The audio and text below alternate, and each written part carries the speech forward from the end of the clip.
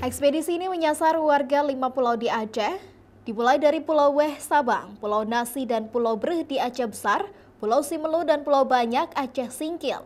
Bank Indonesia membawa 5 miliar uang tunai hasil cetakan sempurna yang akan melayani kebutuhan uang dalam jumlah yang cukup bagi warga di 5 pulau terluar, terdepan dan terpencil di Aceh itu.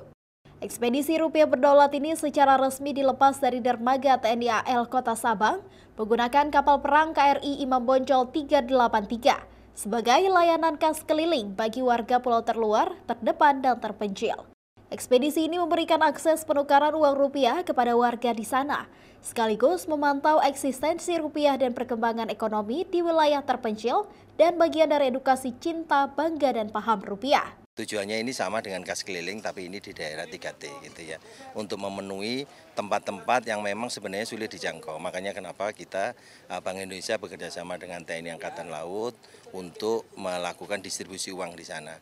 Tidak hanya distribusi ya, karena ini dilakukan bersamaan juga dalam rangka menjaga teritorial, kemudian juga distribusi uang dan juga nanti edukasi masyarakat di wilayah terpencil ya, mengenai cinta, bangga, paham rupiah. Bagi TNI Angkatan Laut, ekspedisi rupiah berdaulat ini juga merupakan tugas negara dalam mendukung Bank Indonesia menegakkan kedaulatan negara melalui rupiah. Dengan menyediakan kapal perang untuk melayani warga kepulauan mendapatkan uang rupiah layak edar. Kita akan melaksanakan operasi ini bersama 5 hari ke depan bersama teman-teman dan akan singgah di sini lagi selesai kegiatan.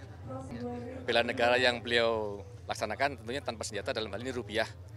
Yang kami laksanakan pun dengan porsi dan juga tugas kami melaksanakan patroli keamanan di wilayah Kas keliling KRI Imam Bonjol 383 ini akan berlayar ke 5 pulau terluar, terdepan dan terpencil itu selama 5 hari mulai dari tanggal 11 hingga tanggal 16 Juni 2025 melayani kebutuhan uang rupiah warga kepulauan di Aceh.